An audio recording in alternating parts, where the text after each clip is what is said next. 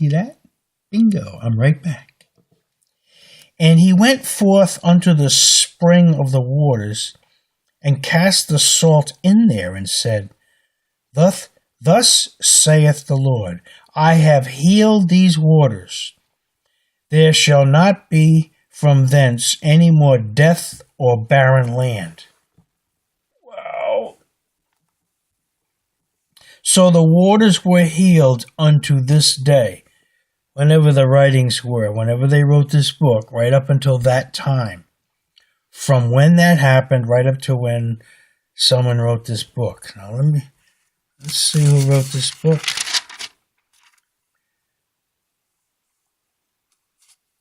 Oh, I had to go all the way to the beginning. I ain't gonna do that.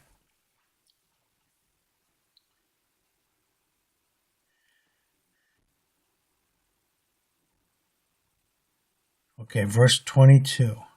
So the waters were healed unto this day, according to the saying of Elisha, which he spake. And he went up from thence unto Bethel. And as he was going up by the way, there came forth little children out of the city, and mocked him, and said unto him, Go up, thou bald head, go up, thou bald head. Now these arrogant kids, they were making fun of Elijah and Elisha. Elisha probably was a bald guy, because it says thou bald head. And the kids are saying, go up. You know, your master went up. Elijah went up.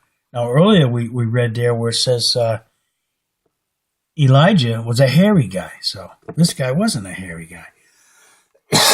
Son of a gun. Hold on a second here. I got to do a Marco Rubio again.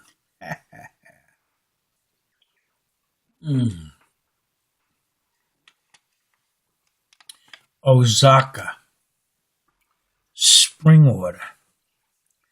The water of life from Jesus Christ. I love it.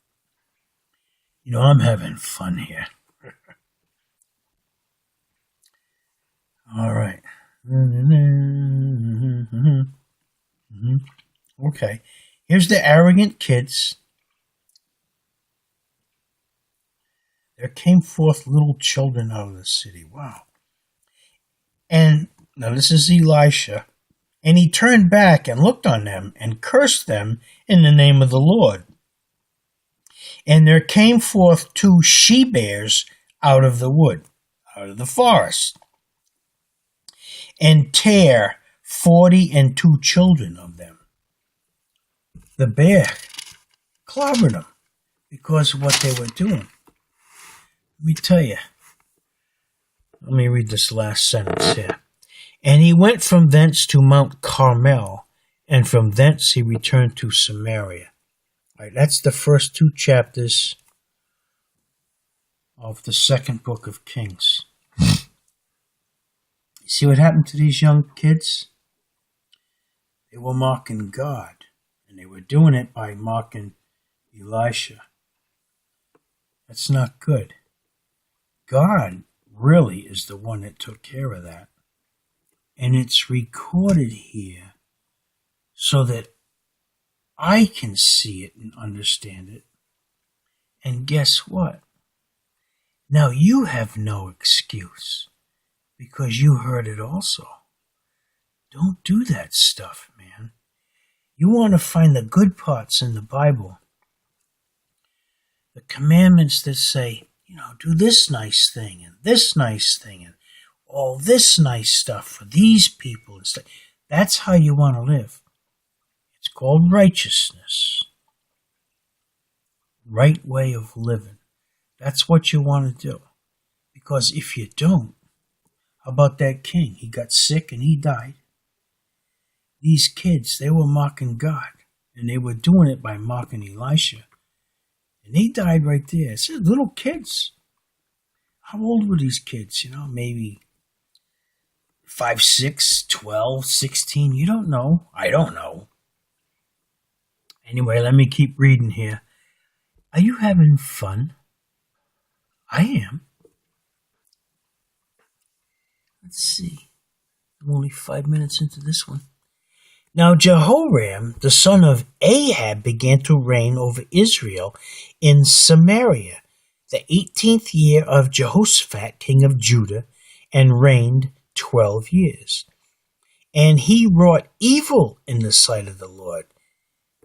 He was not a good king. He was like a communist Muslim.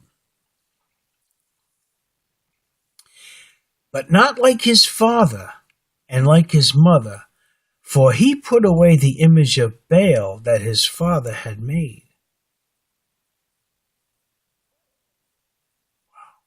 Nevertheless, he cleaved unto the sins of Jeroboam, the son of Nebat, which made Israel to sin.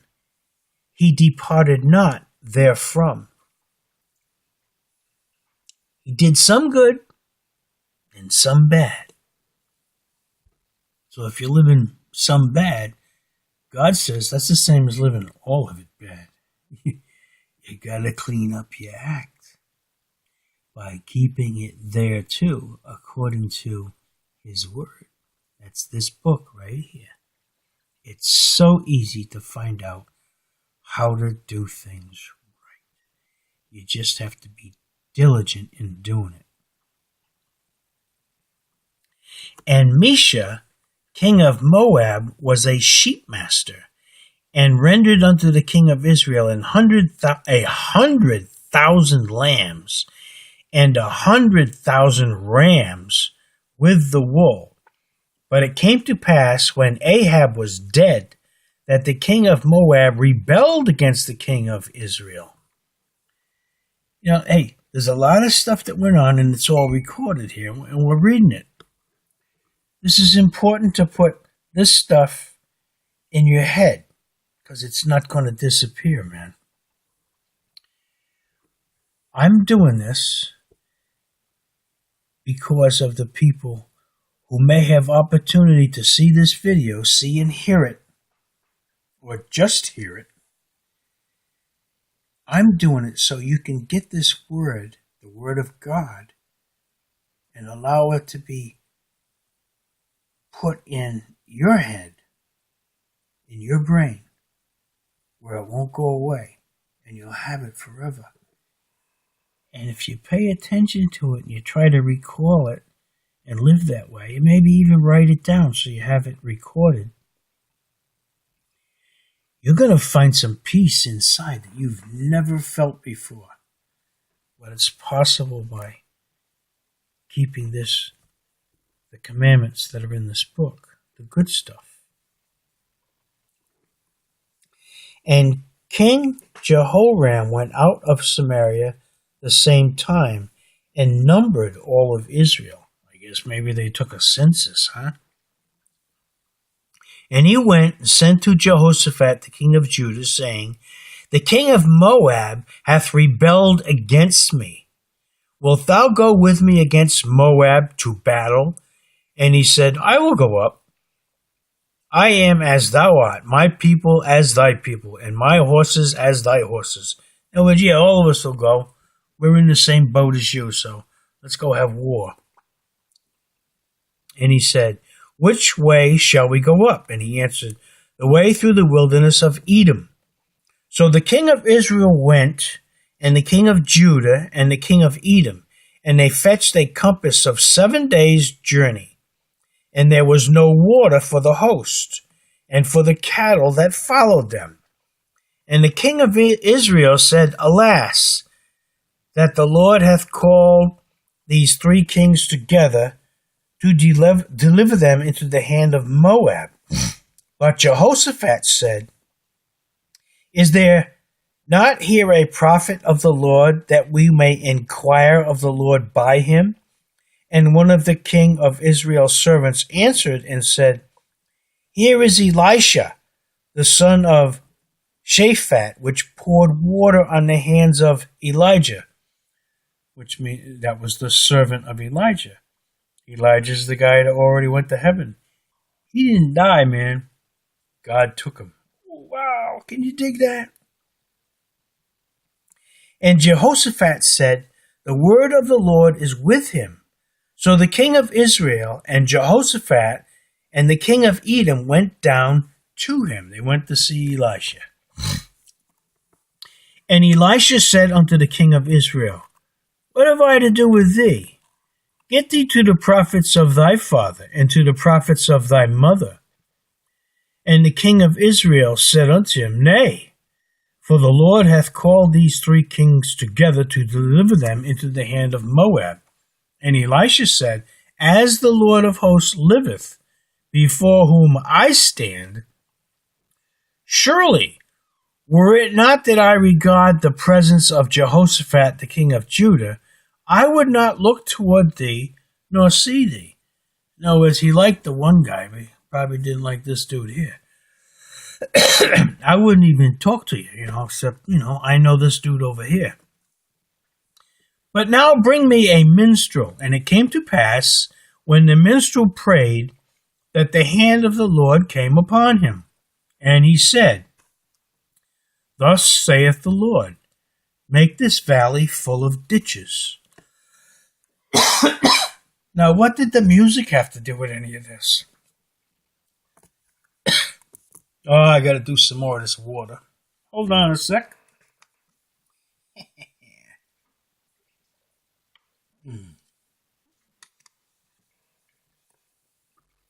Getting close here. And he said, "Thus saith the Lord, make this valley full of ditches." In other words, dig these trenches, right? Where do you hear this stuff? "For thus saith the Lord, ye shall not see wind, neither shall ye see rain, yet that valley shall be filled with water, that ye may drink, both ye and your cattle and your beasts." Remember they said previously they didn't have no water, there was nothing for them to drink. And all of a sudden this happens and there's a whole bunch of water. "And this is but a light thing in the sight of the Lord." This is easy for God to do. "He will deliver the Moabites also into your hand." Oh, I'm going to have to stop doing this stuff. I'm coughing like crazy. I'm going to have to rest a bit. So I'll be back. Let me see. 2 more verses. 2 more. "And ye shall smite every fenced city and every choice city, and shall fell every good tree, and stop all wells of water, and mar every good piece of land with stones. And it came to pass in the morning, when the meat offering was offered, that, behold, there came water by the way of Edom, and the country was filled with water." God did it. I got to stop this thing now.